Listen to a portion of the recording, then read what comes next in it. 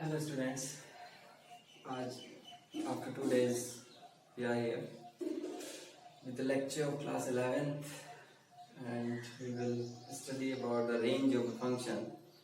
We have already discussed about the domain. तो कुछ technical issue की वजह से लेक्चर नहीं मिल पाया 2 दिन, तो आज हम रेंज को कंप्लीट करेंगे। ठीक है, चलिए पढ़ते हैं कैसे फाइंड करते हैं किसी फंक्शन की रेंज को। तो हमने डोमेन फाइंड किया था उस दिन। तो मैं एक फंक्शन स्टार्टिंग में मैं क्वेश्चन वाइज आपको समझाऊंगा ताकि आपको कॉन्सेप्ट क्लियर हो जाए। fx x+3 है ना, ये फंक्शन है, इसका हमें डोमेन और रेंज दोनों फाइंड करना है। इसका डोमेन और रेंज दोनों फाइंड करना है। तो डोमेन के लिए तो सिंपल है कि आप क्या करेंगे, डिनोमिनेटर को 0 पुट कीजिए, वहां से x की वैल्यू निकालिए और उस x की वैल्यू को r में से माइनस कर दीजिए, that is the domain. Domain निकालना तो बड़ा सिंपल सा है। ठीक है, अब आपको रेंज पे बात आती है। रेंज के लिए क्या करेंगे, तो रेंज फाइंड करने के लिए आप y को कंसीडर करेंगे, let y equal to fx। ऐसा हमने इसलिए कहा, देखो मैं थोड़ा क्लियर कर देता हूं। ये यहां से यहां फंक्शन है fx, यहां से यहां क्या है, फंक्शन fx है। यहाँ आपको मिलेंगे x की वैल्यूज और यहाँ मिलेंगे आपको y की वैल्यूज। तो डोमेन तो है इस x की वैल्यूज, यहाँ से यहाँ ऑपरेट हो रहा है, और रेंज जो है वो यहाँ से यहाँ, मतलब y की वैल्यूज जो है, value of y are range. तो y की जो वैल्यूज है वो रेंज है, y की जो वैल्यूज है वो एग्जैक्टली रेंज है ना। तो हमें y निकालना है। तो हमने क्या किया, y को fx के इक्वल लिया, y इक्वल टू 1/x+3, इसको लिखेंगे xy plus 3y is equal to 1, या आप इसको ऐसे लिख सकते हैं x plus 3 is equal to 1/y and x is equal to 1/y minus 3। तो एक फंक्शन आपको gy में मिल गया।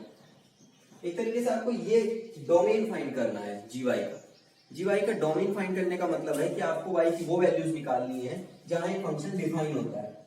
आपको y की वो वैल्यूज निकालनी है जहां ये फंक्शन डिफाइन होता है। तो अगर ध्यान से देखो तो y अगर 0 हो गया तो x अनडिफाइन हो जाएगा। y अगर 0 हो गया तो फंक्शन अनडिफाइन हो जाएगा। मतलब x की सभी रियल वैल्यूज के लिए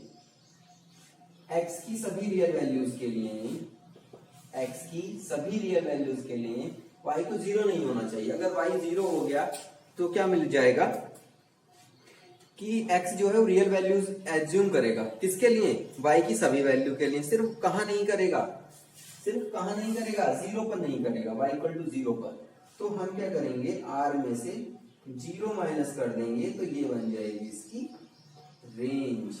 इसका मतलब इसमें ये फंक्शन डिफाइन हो जाता है। तो जिसमें ये फंक्शन डिफाइन वो डोमेन, जिसमें ये फंक्शन डिफाइन वो बन जाती है इसकी रेंज बन जाती है।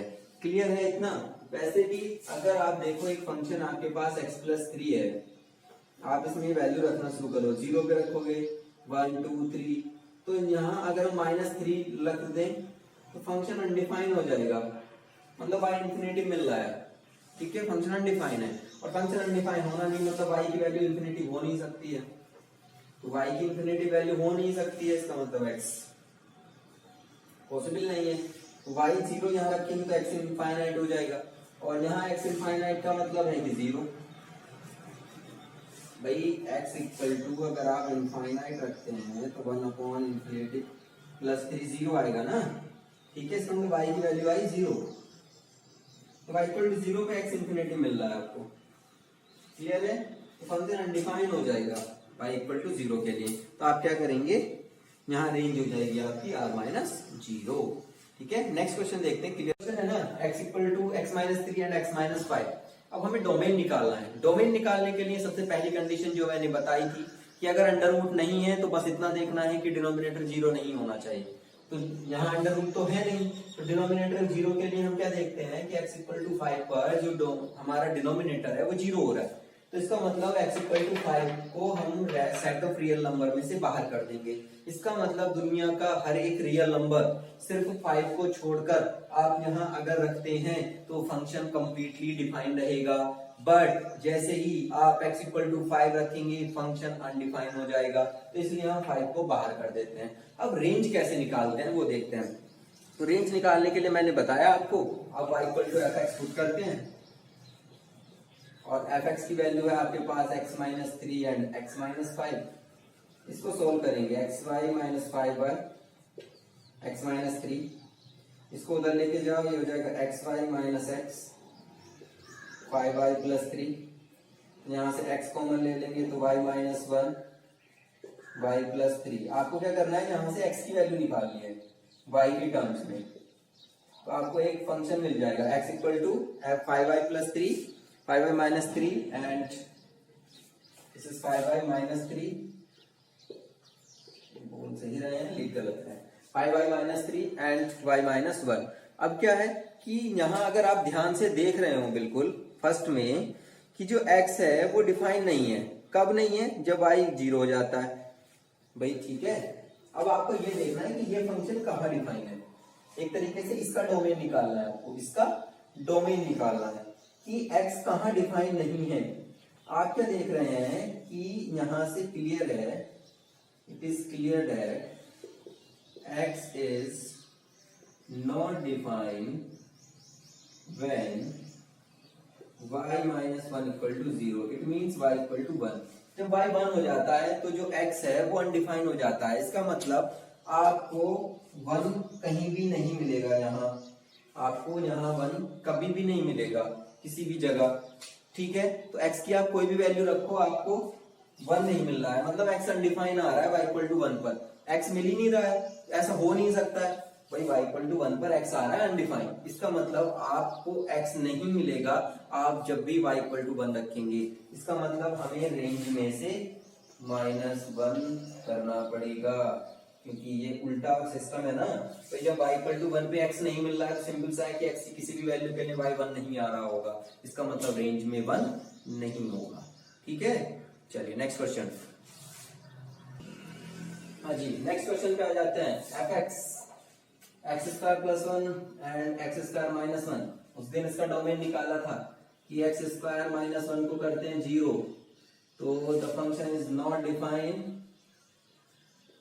when x square minus 1 equal to 0, मतलब x स्क्वायर 1 मतलब x equal to plus minus 1। जब x की वैल्यू प्लस माइनस 1 होगी, प्लस 1 हो या माइनस 1 हो, फंक्शन अनडिफाइन हो जाएगा। इसका मतलब डोमेन ऑफ f में से आपको r में से -1 भी हटाना है और 1 भी हटाना है, ये नहीं हटाना है, ये ध्यान रखना। ये मैं सेट ऑफ रियल नंबर लिखता हूं, ऐसे ये नहीं हटाना, ये गलत है। इसका मतलब है कि -1 से और 1 के बीच के जितने नंबर है वो सब बाहर कर दिए आपने, भाई वो तो करने नहीं है, हमें सिर्फ 1 बाहर करना है और -1 बाहर करना है। तो हम सेट का यूज करते हैं, तो -1 और 1 इसमें दो ही एलिमेंट है, -1 और 1, तो सिर्फ ये आपको दो ही बाहर करने हैं एग्जैक्टली। तो आपने क्या किया, r में से -1 और 1 को बाहर कर दिया, ठीक है। तो ये बन गया इसका डोमेन। और रेंज के लिए क्या करते हैं भाई, रेंज के लिए तो सीधा सा फंडा हमने पढ़ा है, क्या करते हैं, y equal to X square plus 1 ले लेते हैं, इक्वल टू एफ एक्स ले लेते हैं, मतलब y is equal to X square plus 1 and X square minus 1। ये हो जाएगा X square Y minus Y is equal to X square plus 1। y को उधर लेके जाएंगे तो जाएगा y प्लस 1, और ये हो जाएगा एक्स स्क्वायर वाई माइनस 1, तो X square is equal to हो गया y plus 1 upon Y minus 1 and under root X की वैल्यूज। अब आपको देखना है फंक्शन ये कहाँ डिफाइन है, under root Y plus 1 upon under root Y minus 1, इसके बारे में पढ़ना है। ये फंक्शन कहाँ डिफाइन होगा, अब ये कैसे चेक करेंगे ये बताओ मुझे। तो ये तो पूरा फंक्शन जो है वो कब अनडिफाइन हो जाएगा, this function is not defined when y plus 1 and y minus 1 is less than 0। भाई ये जब पूरे की पूरी टर्म लेस देन 0 हो जाएगी तो फंक्शन तो नॉट डिफाइन ही रहेगा, अंडर रूट में निगेटिव साइन तो आ ही नहीं सकता है, क्योंकि अभी हमने कॉम्प्लेक्स नंबर्स नहीं पढ़े हैं, अभी हम सिर्फ रियल के बारे में बात कर रहे हैं। और जब रियल के बारे में बात करते हैं तो अंडर रूट में निगेटिव साइन आने का मतलब ही नहीं बनता है, और जब मतलब ही नहीं बनेगा तो इसका मतलब अंडर रूट का जो साइन है y प्लस 1 और y माइनस 1 वो ऑलवेज लेस देन 0 नहीं हो सकता, वो क्या होगा, ऑलवेज ग्रेटर देन 0 होगा। ठीक है, तो इसका मतलब this function is not defined कब, जब y+1 और y-1 लेस देन 0। अब ये बड़ा समझने वाली बात है। अब सब कॉपी पेन छोड़ के बोर्ड पे ध्यान देंगे बिल्कुल। यहां देखो, ठीक है, देखो भाई मैं एक टर्म आपको सिंपल से ऐसे ले रहा हूं, ए बी लेस देन 0 है। लेस देन 0 का मतलब है कि ये जो टर्म है वो निगेटिव है, ये जो टर्म है वो निगेटिव है। लेस देन 0 का मतलब है निगेटिव होना, और निगेटिव कब कब हो सकती है, ये ऐसे हो जाए, ये ऐसे हो जाए, मतलब जब ये निगेटिव हो और ये पॉजिटिव हो तो भी पूरी टर्म निगेटिव रहेगी। भाई ऊपर वाली टर्म तो निगेटिव हो जाए और नीचे वाली पॉजिटिव हो जाए तो भी ऑल ओवर टर्म निगेटिव आएगी। जब ऊपर की टर्म पॉजिटिव हो जाए और नीचे की टर्म निगेटिव हो जाए तो भी ऑल ओवर टर्म निगेटिव आएगी। इसका मतलब यही समझने वाली बात है, अगर ये निगेटिव ये पॉजिटिव है तो भी निगेटिव रहेगा, ये निगेटिव ये पॉजिटिव तो भी निगेटिव रहेगा। मतलब कि आपको दोनों को या तो पॉजिटिव करना है या दोनों को ही निगेटिव करना है।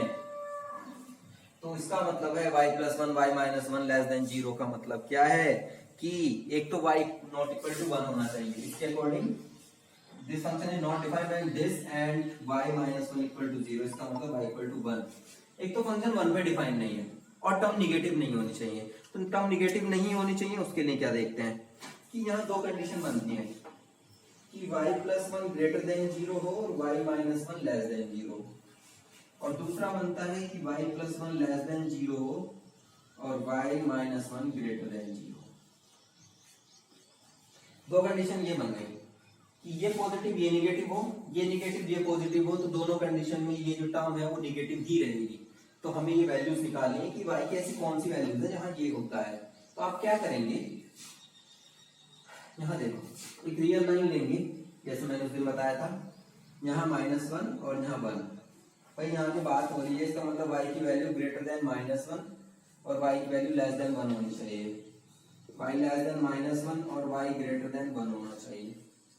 अब हमें दोनों सेटिस्फाइड कराने हैं, हमें दोनों सेटिस्फाइड कराने। इसको ऐसे मत कर देना y+1 जाके मल्टीप्लाई 0 फिर 0 हो गया और y+1 मतलब y की लेस देन -1 होगी, बिल्कुल गलत हो जाएगा क्वेश्चन। आपको ये टर्म जैसे कि जैसे लिखी हुई है वो वैसे ही करनी है। ये है लीनियर इनइक्वालिटीज जो हम आगे चैप्टर्स में पढ़ेंगे, बट रेंज निकालने के लिए इसकी थोड़ी सी तो नीड है, तो वो आपको समझनी पड़ेगी। चलिए, तो इसमें कुछ भी मल्टीप्लाई डिवाइड नहीं करना है, इसको पूरी की पूरी टर्म को देखना है कि y की ऐसी कौन सी वैल्यूज है जहां ये 0 रहेगा। तो आप क्या करते हैं, -1 से इस साइड की कोई भी एक वैल्यू लेते हैं, कोई भी जैसा आपका मन करे।